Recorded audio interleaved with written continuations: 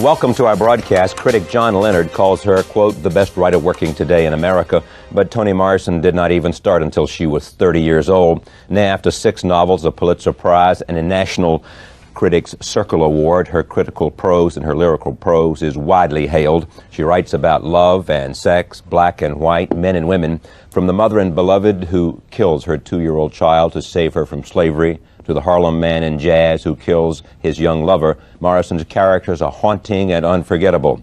She now teaches at Princeton University, and Jazz, her most recent novel, is just out in paperback, and we are very pleased to have her here. Welcome. Thank you. When you think about all the things that they say, I mean, she may be the last classic American writer squarely in the tradition of Poe, Melville, Twain, and Faulkner, and all the nice things that's been said about you. When you look back to Lorain, Ohio, and your mama, and your papa, and your brothers and your sisters, do those experiences shape what you write today? The music, storytelling, what you learned, what they gave you? Very much. I'm completely informed by that community, by my extended family, the language particularly, not just the survival, but the way they spoke. You know, the language of average, poor African Americans is always discredited, as though it was impossible for them to speak or they were stupid. But there was this incredible merging of new language and biblical language and sermonic language, and street language and standard that created a third thing for me. A third thing? A third kind of way of expressing yourself. Right. They pulled from all the places.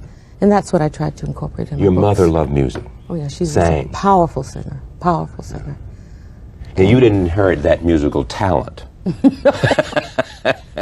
No. But you inherited, by osmosis, a sense of loving music, and every, I mean, gospel infuses beloved. Oh yes. Jazz infuses yes. jazz. Yeah. It was not entertainment for us, you see. I woke up to the sound of my mother's voice. And it was information. I knew her mood. Yeah. And it was a support system for us. It wasn't something where you went in order to feel good and then you came back. It was real information. It was powerfully influencing on me. There was this tradition of storytelling as well, oh, yeah. to pass on. Have we lost that? I hope not. It's done professionally now, you know. Right, it is. You see there's professional storytellers. Right, and now there's, books on tapes and so on. But in those days, it's pre-television, of course, even pre-radio. I remember life without a radio. And when adults sat around and told stories, and more importantly, or equally as important, at some point we were invited to tell stories also. Yeah. And that's a major performance for a child, to be able to repeat a story with a little variation, your own, for adults, in order to get, if it's a ghost story, to make them shiver again. To watch them enjoy your right. performance. That's right. So that was a very important part. Yeah. Who gave you the gift or the interest or the curiosity about reading? Well, there was a story in my family that privileged my grandfather because he was unable to go to school in Alabama. He was very young, born before 1865, and learned how to read from his sister. So there was this incredible awe of him because he had taught himself to read with his sister, and because he had read the Bible through 3 times, and he read all the newspapers, and this was, something with a great deal of respect and awe. And also, even though we didn't have a lot of books, we were encouraged to read. I don't remember life without books.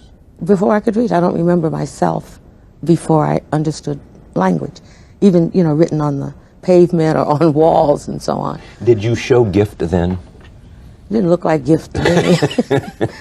I was one of those, everybody in my family could play music without music lessons, and they couldn't read music, but they could sit down and reproduce it. Yeah.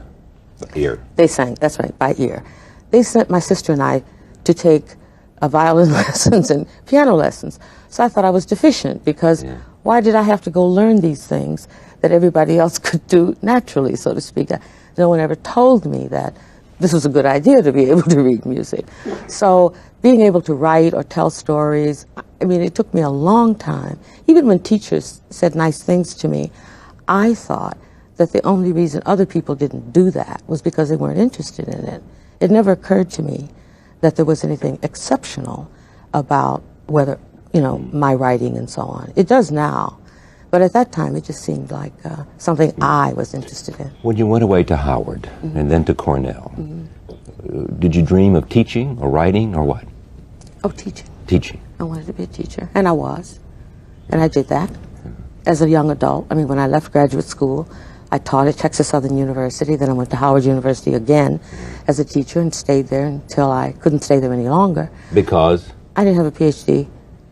And you have to, in those days they even let you come in without a PhD, not anymore. Then you went to Random House in Syracuse? Yeah, I became an editor, textbook editor. Had the dream of writing come in yet?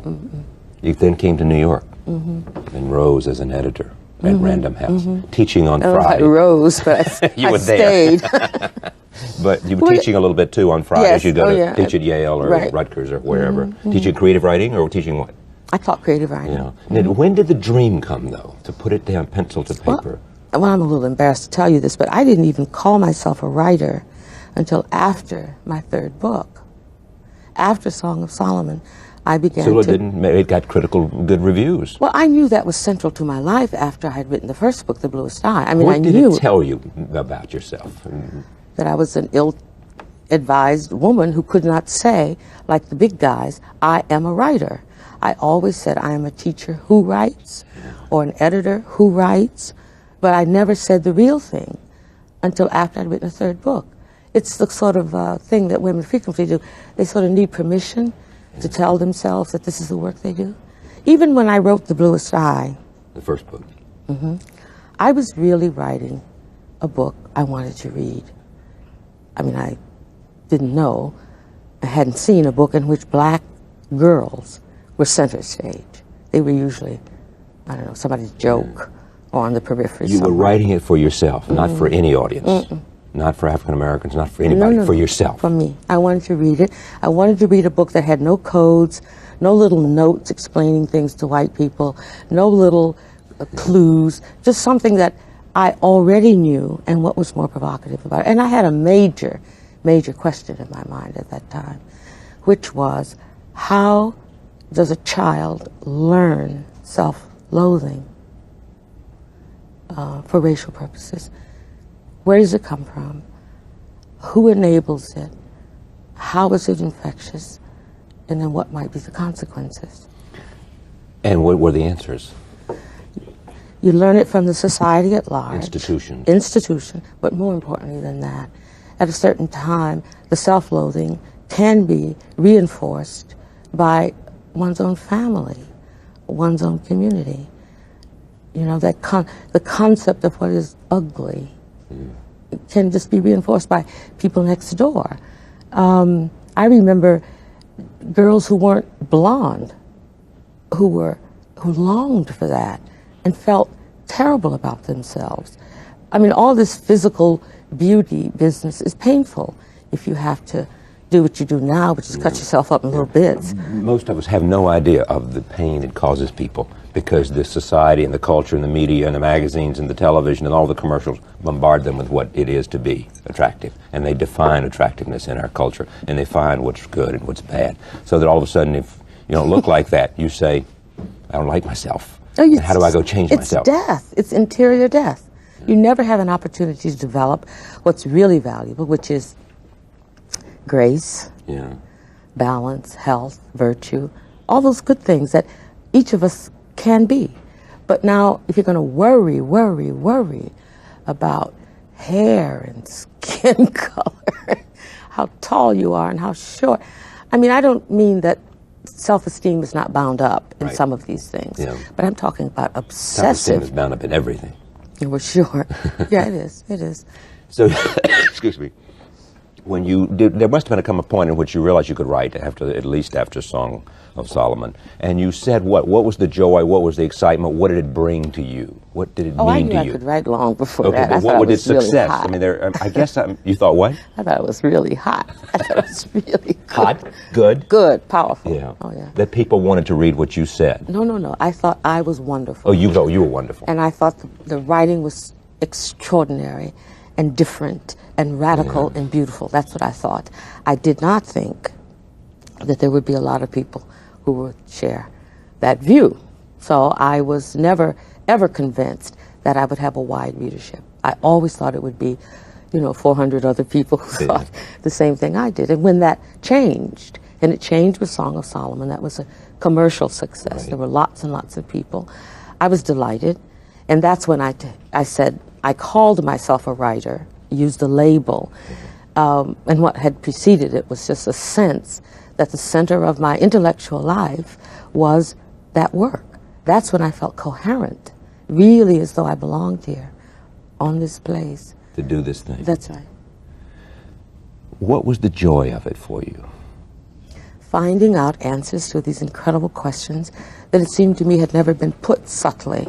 And if they had been, the language had not manifested it. I wanted the language to be what the question was. I wanted the language to simply hold it. I started my career with the bluest eye of putting the entire plot on the first page. The entire plot? The whole story is there. So you know it. So the reader reads the first page, he knows exactly what happened. And if he turns the page, it's because he wants either to find out how it happened or he loves the language. And you hope for both of those things. I hope for both of those things. And those characters, you have said this before, that in each of these novels, one self-love, that's a question you want answered. How does that happen? And how does that happen? What was the question as we move up Song of Solomon? Song of Solomon was about this sort of political problem that young adults have, which is trying to combine upward mobility, middle-class bourgeois upward mobility, with some kind of respect and reverence for their ancestors. There's always this conflict, as though if you go to college, then you can't go back to Lorain, Ohio, or if you stay in Lorain, Ohio, you have to despise everybody who went on. Not quite that simple, but you understand what that tension is. So I was trying to figure out how somebody who's in his late 20s or 30s got educated, a man I chose, because I thought they sort of started from zero anyway, and what would help inform him to learn how to be a complete human being without these conflicts, without these self-destructive impulses for material things, gold, cars. How do the characters come to you? Well, I start with the idea, such as the one I described. The plot. The plot. And not the plot, the question. With the question. Right. And then I try to figure out what kinds of people can manifest that for me, can do that for me. Do I need men or women, or short people or tall people? And what kind of conflict between them? That's right. And set that up. And then I have to fully realize the characters and sort of love them, without approving of them necessarily, but really love them. And my earnest desire is whomever they are, is to do them justice. Beloved, what was the question? The question was, who is the beloved? Who is the person who lives inside us that is the one you can trust, who is the best thing you are?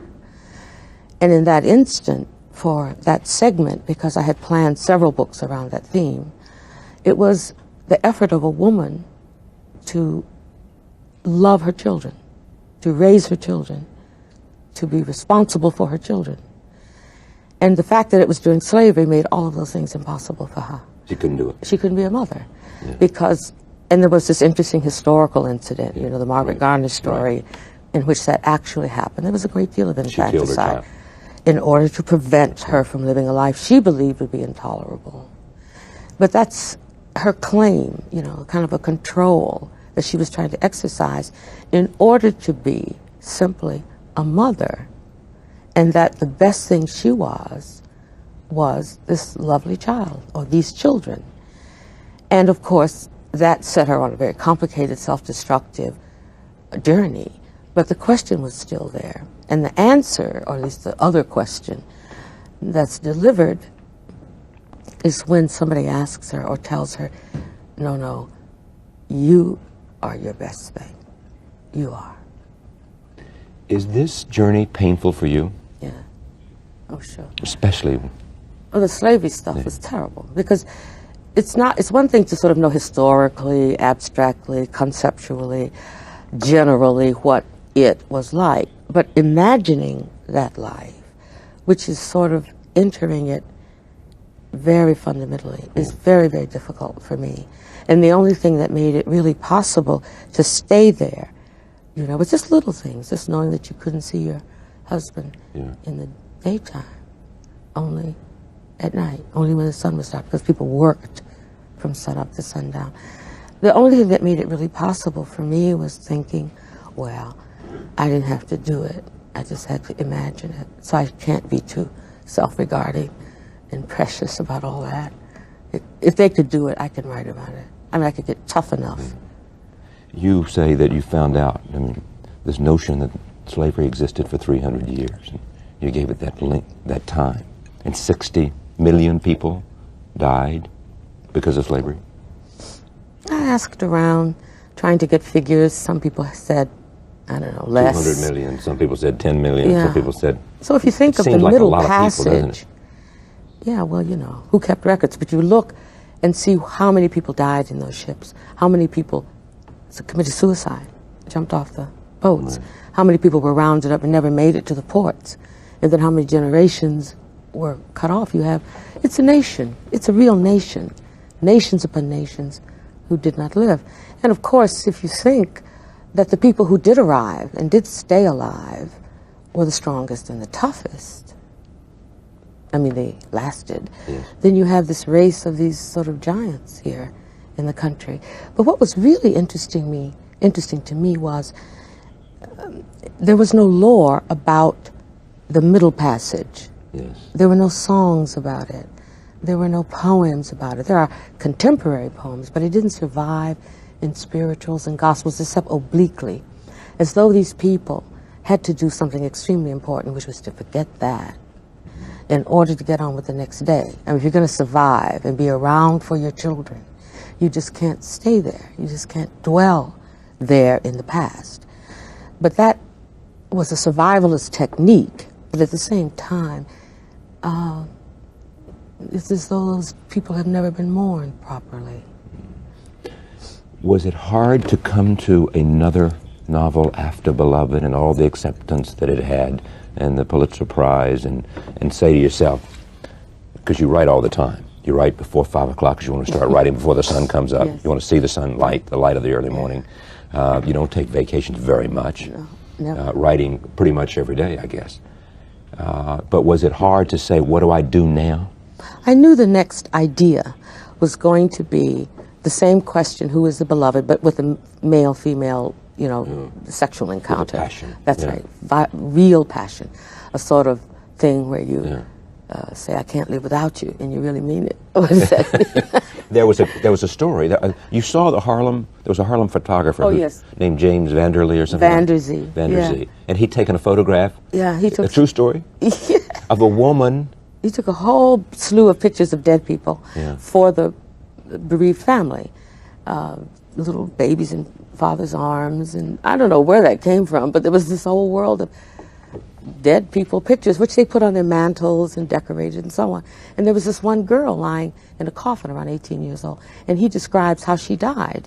And he says she went to a rent party, one party, and she was dancing, and she slumped, and her friends thought she was sick, and they took her in the bedroom, and they saw blood, and they said, what happened to you? She refused. And she said, I'll tell you tomorrow. She knew what had happened to her. An ex-lover had come in and shot her with a silencer, and she wanted him to get away. And I thought, now that isn't the most romantic teenage passion. And to put it right in the jazz age, which is full of passion, romance, music, license, you know, black people in the city, empowered now. It just seemed an ideal story. You don't write about in jazz the Harlem Renaissance. You're not writing about all the people who populate. You're writing about ordinary people. Exactly. I didn't want to write about the stars of that period because, first of all, a lot has been written on that. Right. And also, I wanted the book to really be about the people who didn't know they were living in an era. I mean, the same thing was true for Sethe in Beloved. She didn't know she was a classic example of something. These people think they're living in a large city, and they don't have the delight of the revisionism or the historical, just ordinary people. Jazz was for ordinary people. Jazz is ordinary people. Jazz isn't even jazz. I mean, I never used the term in the book. I mean, it was it's the whole concept of jazz, of where it came from, what's the etymology. It's a very, suggestive source of word, and it always carries with it something illegal and illicit and risque. And also it's the music of the young. Yeah. Every time young people invent music, everybody hates it. I mean, and then it becomes accepted cultural. That's right, later when they get old. Yeah. So you write this about these characters, and then you now are in a position, you also write a couple of essays. You write an introduction to an essay about Clarence Thomas and the Thomas hearings, and also you give a series of lectures at Harvard. Have you come to the next question for the next novel? Mm-hmm. Yeah. Can you share it with me? No. Because you... Well, I could share a little bit, but it's too early, Charlie. All right. It's too early. If I look, August Wilson is a playwright, is chronicling the African-American experience decade by decade. What are you chronicling in your novels? Well, pretty much, I think, in the last 3 books, the same thing. Yeah. Because even though I said I couldn't share this third one... defined by its own time. Harlem is the sharecroppers coming up in the 30s and 40s. This next book, I can tell you, is later, but it relies on something that I think is not well known or treated fictionally. It's those all-black towns that black people founded right after the Civil War. Hundreds of them, all over Kansas and I don't mean neighborhoods or townships, but complete towns with banks and schools and so on. And what happened to those towns? And what did happen to them, historically? Some of them were raided and displaced by white people who either wanted the land or the depot. Some of them just fell on bad times because the cotton crash. But some of them fell on bad times because of what happens to towns like that, internecine battles for power and control. Families against families and people fighting for turf. Yeah, so I'm going to call it paradise. Paradise? Why paradise? That's what they thought they were. They thought it was paradise. Are you writing for now an audience? I mean, I read a story about a young man, a young African-American student who stands up at Princeton or somewhere at a lecture, and he says, "Who's your audience?" And you said, "You are my audience. I'm principally writing for you." Tell me who you're writing for. What did you mean to that young man? Well, I reduced it to a cliche almost, which is to say, I want to write for people like me, which is to say, black people, curious people, demanding people, people who can't be faked, people who don't need to be patronized, people who have very, very high criteria. That seemed to me the way black people always were. I mean, you can't fake them out in music. Right. I mean, if you can't do it that way, you just can't be there. You can't fake them out in basketball. They always are reinventing the level of achievement, raising it, raising it, raising it. But somehow, so much of the literature, or at least the work about the literature, was depressing it, and writing sort of simple-minded stories, you know, the popular literature. And I wanted to have my work to be as complex, as intricate, as subtle as the music was, or anything else that black people did in a group. So that when I say I'm writing for you, young black man, or me, I am not marginalizing him, I am not making him peripheral, I'm saying this is very important, and I know your demands are high. Are you, as you write this, trying to redefine for America how the African-American experience fits in the American history and the American experience? That's good. That's exactly right. I got it? That's good. You got it right. Give me an A. And you're at Princeton now, and Cornell is there, and others are there, and they tried to get Henry Gates, but they were from Duke, and they ended up at Harvard. And there is a powerful group of scholars and writers, and Cornell is a great friend of this broadcast. And this is part of an effort to say to to say to us in America, what?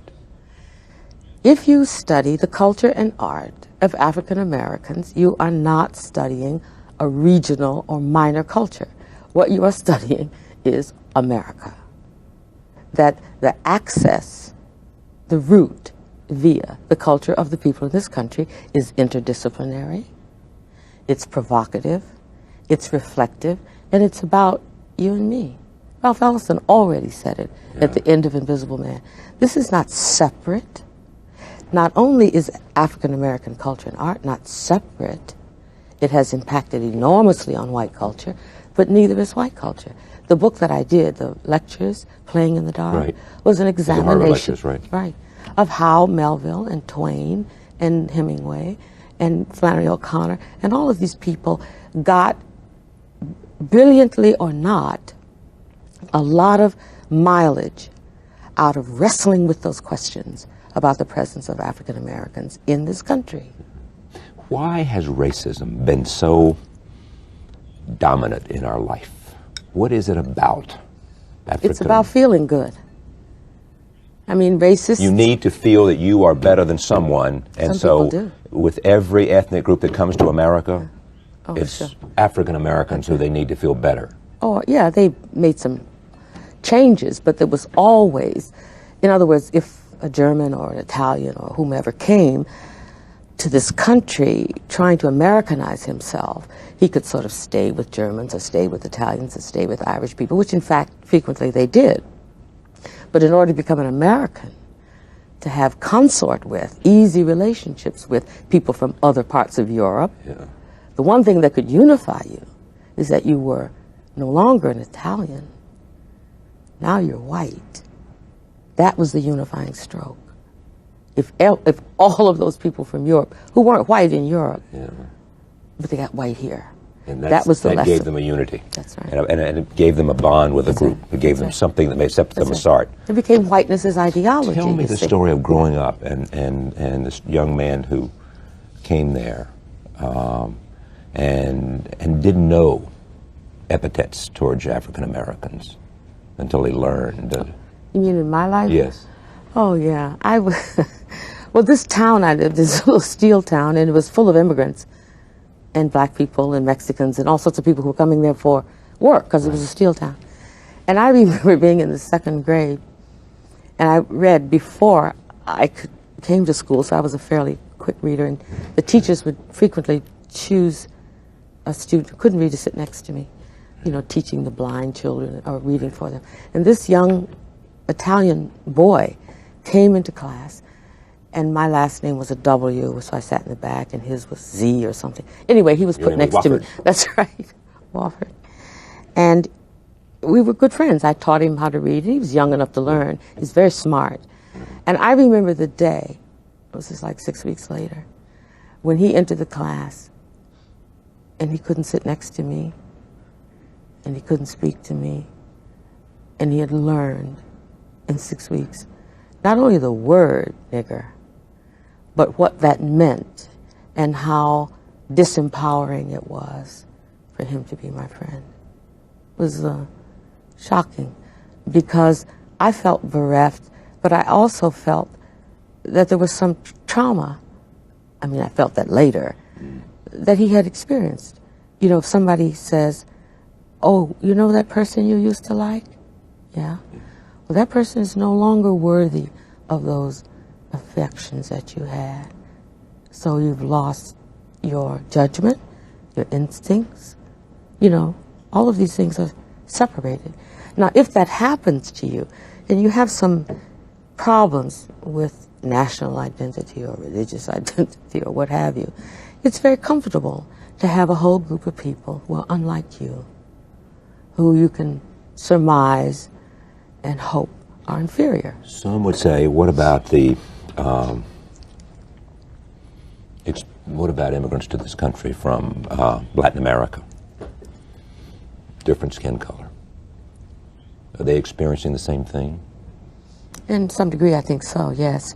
Some of them are very busy making sure that whatever their skin color, it's not black.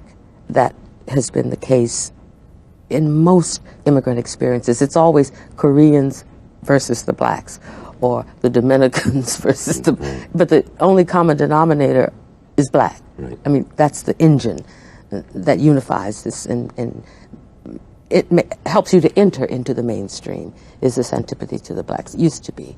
Now I think probably less, because there's just too much idiocy connected with it. Is there any answer other than education? And what is it going to take to lance and spill out all the poison of racism? I have to come down on the side of education. That's but the only hope. Well, there's a certain kind of moral leadership that could help. I mean, the contempt for poor people, the contempt for difference that is everywhere, in education, in politics, everywhere, is part, it's not just school responsibility. I mean, imagine raising your children to despise other people. Imagine living in a world in which you're perfectly willing to trash all of your big cities, to flush all of the big cities down the toilet because of the word inner city, which means those people who live there, or to trash your whole public school system, to sink it, in other words, because of the contempt for those people. One of the things I was trying to do in jazz was to try to recall what it was like when people went to the city, when big cities were the place to go.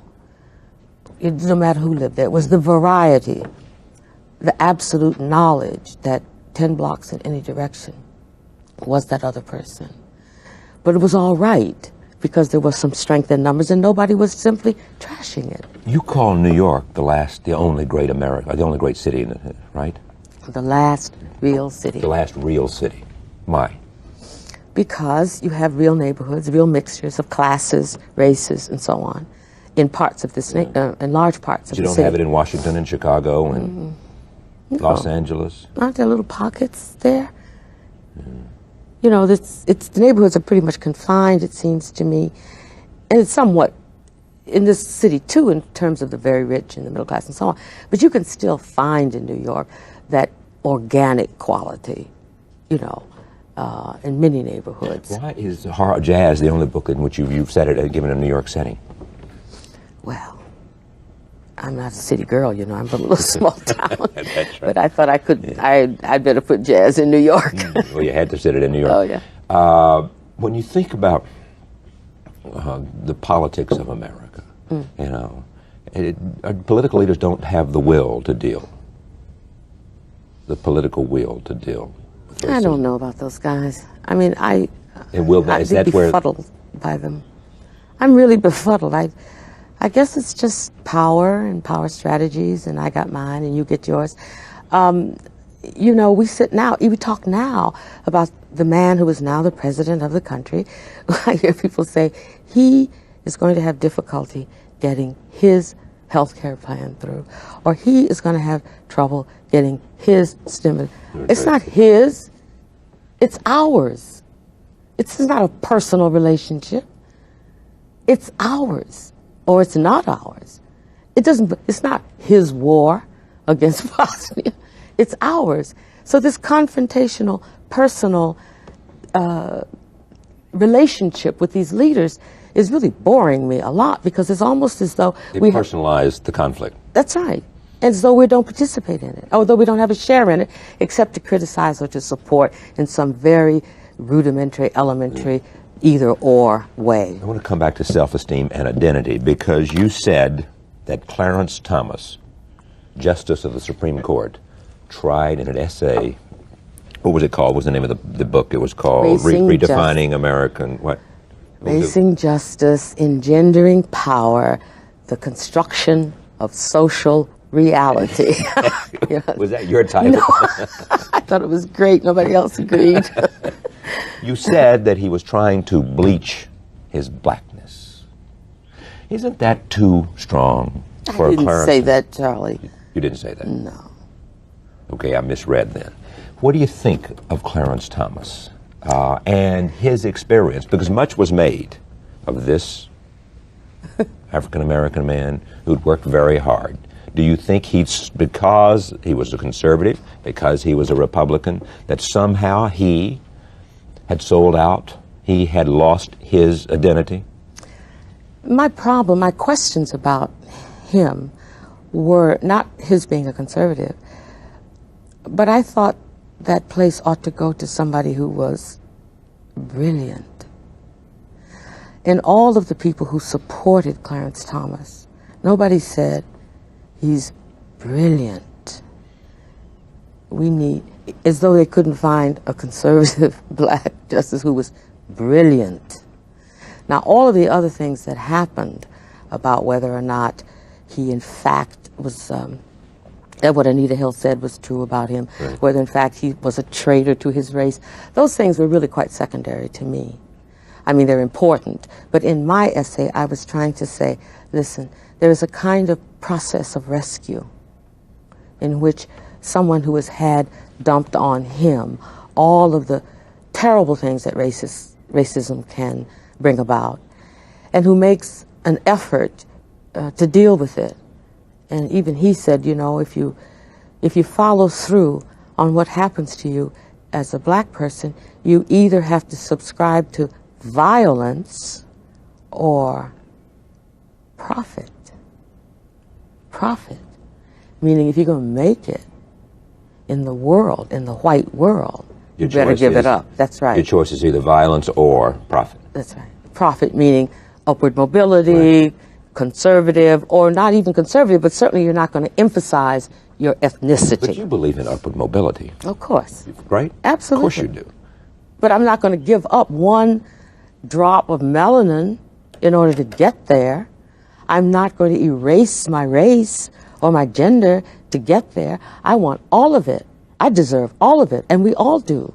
I don't want to be blanded, bleached out in order to participate in this country and walk any hall of power or corridor that I want to. If I'm not good enough, if I'm not smart enough, then that's it. I'll take that hit. Judge me by my deeds. That's right. Arthur Ashe was here, the late Arthur Ashe, yes, and he said to me, as he said at one other place, he said, in a much-quoted comment, he said, living with AIDS is easier than living with racism. It's a harder struggle against racism, for me, than it is against AIDS. What it meant to me is that there's no way for the rest of us to understand that daily encounter. Which brings me to my question to you. Do you still have that encounter? Do you, Toni Morrison, Pulitzer Prize winner, successful, honored in the halls of academe, etc., still have that encounter? Yes, I do, Charlie, but let me tell you, that's the wrong question. Okay, what's the right question? How do you feel? Not you, Charlie Rose, right, but don't you understand that the people who do this thing, who practice racism, right, are bereft? There is something distorted about the psyche. It's a huge waste, and it's a corruption and a distortion. It's a profound neurosis that nobody examines for what it is.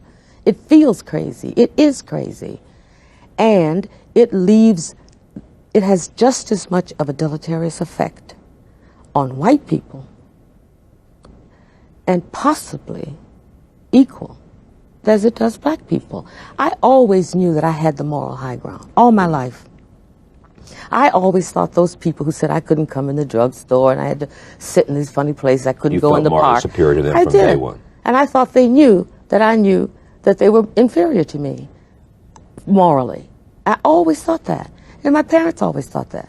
You said your father was racist because he always felt like he was superior. That's right. He always felt superior. And that was a form, you know, of defensive racism.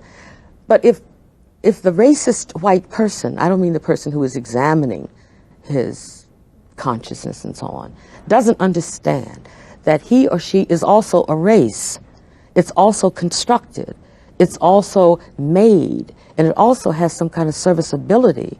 But when you take it away, I take your race away, and there you are, all strung out, and all you got is your little self. And what is that? What are you without racism? Are you any good? Are you still strong? You still smart? You still like yourself? I mean, these are the questions. Part of it is Yes, the victim, how terrible it has been for black people. But you don't like that. I'm not a victim. I refuse to be one. And the victim is the other person who is morally inferior and that's who a has serious to hold question. on to Of course. racism if you to have somehow to hold, that's for his or her own self-esteem and definition. If you can only be tall because somebody's on their knees, then you have a serious problem. And my feeling is white people have a very, very serious problem. And they should start thinking about what they can do about it. Take me out of it. Then give white people some free advice. They're all in my books. And the advice is to come to grips Of course. with your own fears. Absolutely. Your own Look at fears. it. Absolutely. Your own fears, your own history, and what you need. What do you need this for? You know, it's not, I said glibly a moment ago, and it feels good. It must feel good, otherwise they'd give it up. It's wasteful. Right. It costs a lot. It's ugly. It hurts. What are you paying for that for? Driven by fear. That's right. Yeah. Give me your take on Rodney King and Los Angeles and all of that experience. The most remarkable thing to me about Rodney King and what happened afterwards was people kept saying, oh, this terrible explosion, oh, the riots, oh, this is awful and could have been avoided, or what is it about? What struck me most about the people who were burning down shops and stealing was how long they waited. The restraint, not the spontaneity, the restraint. You realize the moment to be anarchic was when we saw those tapes. When we first saw those tapes. They waited for justice. They waited. How long was that? 9 months? A year? Yeah. They waited for justice almost a year and didn't come. No one talks about the fact that no one ran out into the streets as I wanted to. I was sitting in there with my son. It was like a ballet. It was unbelievable. And I think everybody felt that way. And no one, they didn't do a thing. They waited. That's amazing. That's amazing to me. But what do you say to those of the same color who were damaged by that final explosion of rage? Oh, well, that breaks my heart. I'm heartbroken about the crime that's inward, that turns inward within the neighborhood. There's an element of self-destruction that is there for all sorts of reasons, some of which are the ones we mentioned in the Bluest Eye, which is just self-loathing. Some is just cul-de-sacs. Some is just a world in which you cannot even be a man. You can't be an adult without money. You know, when I grew up, you could be a grown-up and poor. I mean, you could, I don't know, build a house or go hunting. You made a point somewhere where the choices are awful. They are awful. So they have to have things in order to have respect. So they steal things. To get things. Right. Or, you know, because they don't have things. So that's heartbreaking. And I'm very happy about what seems to be recently going on, which is, you know, some real examination of what can be done. That's a part of the history of black people. This is not a new thing, although some black neocons suggest that it is, which is... You mean Thomas Sowell and people like that? Yeah, as though, you know, self-help was something they invented last year. I mean, black people have always had charitable organizations, always help one another. I mean, that was always part of it. And then there was a decade in which they were demanding rights at a larger, from the government.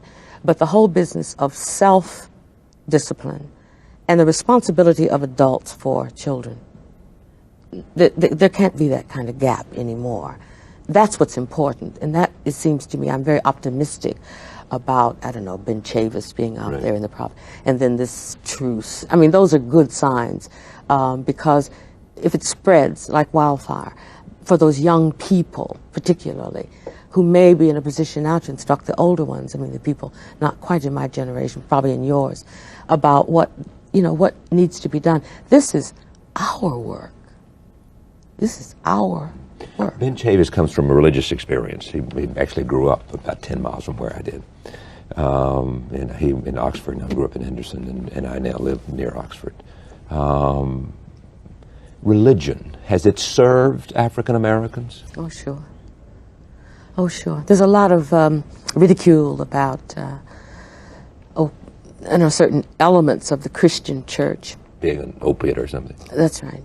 But, it's always been a political organization for black people. The only protector in many cases, way back. Protector, and it was a place we could get together. Yeah. And it was, Jesse Jackson once said to me back in '88 or one year he was running, he said, the hardest thing for me, because the black churches had served him so well in his campaign, it was a place. Oh, yeah. He said the hardest thing for him to crack was white churches. I don't know what he meant, but he just said that was the hardest place for him to go. And if you looked at the politics of '92, President Clinton scored heavily because he had the rhythm, it seemed to me. Don't you? Oh, yeah. He was very comfortable with scripture, and very at home with scripture. And gospel. He's a Baptist, isn't he? Yes. Yeah. I don't know what he is, but I think he's a Baptist. I think he's a Baptist. Anyway, he does have that easy access. Yeah. Are you a religious person? Mm-hmm. You don't want to go any further than that, do you? I want to talk a little bit about your private life, and I know you look at me like, no, I don't want to talk about my private life. Only this. Was it hard for you to, a lot has been made about teenage parents, and you come step forward and say, well, wait a minute, there are a lot of grandmothers who had kids when they were 15, almost defending this, and a lot of people look at that, teenage parents who don't have, money or That's a husband. all. Well, how about a what? man? How about a man there? Well, it'd be nice, but the country says you can't have a man. All right, but you raised your two kids. Your husband was an architect, left, and you had to raise your own two sons, right? It's terrible. It was? It's very hard. Yeah. Awful. So where did you call on to get it done? My family. My brothers, my mother, my grandfather, my sisters. My little saying is one person cannot raise a child. Neither can two. You need everybody. Yeah. You need everybody you know. And if I don't, that's right. Supportive. Well, I'll cry I didn't live in that neighborhood anymore. I lived in New York. I was working as an editor. I was running up and back and forth to Yale teaching. And I had these children. So I had to send them home in the summer. My family had to come. I had to keep very close touch with those people. And even so, it was difficult, very difficult. They're guys, after all, and willful. But that you need everybody. And that's... But it seems that there's a breakdown in that. In what? The family stuff? Yeah. Oh, yeah. The family, Yeah. In white, black, Yeah. in all cultures. That's it's right. happening in Oriental cultures as well. A breakdown in family. And you can't have a conversation in America about family values because, and we're going to talk about this over the weeks in this broadcast, because of the notion that it's become politicized. If Dan Quayle raises it, then it's, it gives it a negative spin or whatever happens because of Murphy Brown. You fail to have an engaging conversation about what you just talked about. You couldn't have made it without family. Yeah, because you wanted to write and you wanted to support and you needed to do things. You had your mother. Is your mother still alive? Barely. She's ill, but she's around. Yeah. They live in the South, or she? In Ohio. In Ohio. She lives in a small town, same town? Sure, Lorain, Ohio. She's still there. She has an interesting first name. Was it Ramah? Ramah. Yeah. Ramah is a city. They picked her name out of the Bible like that. You used to open the Bible and do like this. She got her name that way. She didn't like it. Who's had the most influence on you? I think those two, my mother and my father, Yeah. for different reasons. Has it turned out to be the life that you wanted when you look at where you are? Any regrets? Any? Yes. Like what? I'm not going to tell you, but there have been a lot of regrets. We were talking earlier about family and the difficulty of describing it because there's so many labels. The language has got to change, but we just get family values means something very, very specific now. And what we define as a family is what is different. I am telling you, I'm a woman with two sons. Right. I'm a family, but I need a larger family. I'm not sure that a family has to be the mom, the dad, the 2 kids, and the dog and the cat. There are other kinds of... In the station wagon and the big... That's right. There are other figurations. Yeah. And what I needed was a larger configuration of a family. Sometimes you call it an extended family. But it was quite accessible to me. I could use it. They expected me to use it. My mother's one question when I moved to New York was, but you don't have any people there. And that's what she meant. And so we found some. Yeah. Are you optimistic? Sometimes. Most of the time I'm not. Most of the time you're pessimistic about where we're all going as a society and why we've got so much... Yeah, it doesn't look very good. I mean, it just doesn't look very good to me right along and through here.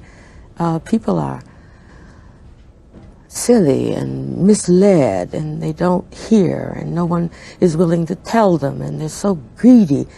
And even when they're not, they're ridiculed for not being that way. I don't know, there's no, I feel an absence of a heart. Under the worst circumstances, I may have been naive about this, but this always seemed like a big-hearted country, just big-hearted. Now it seems small and narrow. I hope I'm wrong. Sometimes, you know, maybe we've had this conversation 2 weeks from now. You know, you'll feel better. Some might argue that that's because it's a troubling world out there, you know, and while democracy, some would argue at the end of the Cold War, democracy has triumphed and our way of life has triumphed, so to speak, that all of a sudden they look around and they are all, it's opened up all these other kinds of conflicts. The world's not simple. The consequences of becoming a democracy are out there. We emphasize that part, but we're also a major capitalist and capitalistically formed country.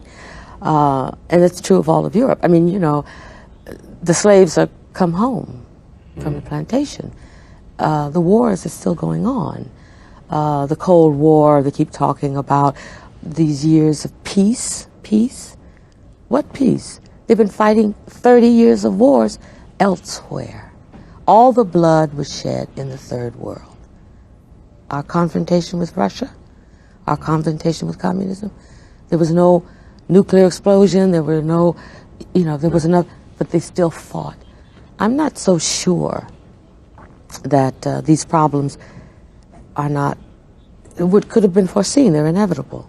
You can't call those countries poor when they have all the tungsten in the world in 2 high schools. You can't call Latin America poor third world when they have all of the resources. I mean, the whole language is wrong. So yeah, we're going to have problems, real ones. I thank you. It's great to meet you. It's good to have you here for this conversation. Jazz, which was a national bestseller. Toni Morrison won a Pulitzer Prize for Beloved. Paradise is the name of the new book. I thank you very much. It's really great to have you here. I hope we can do this again.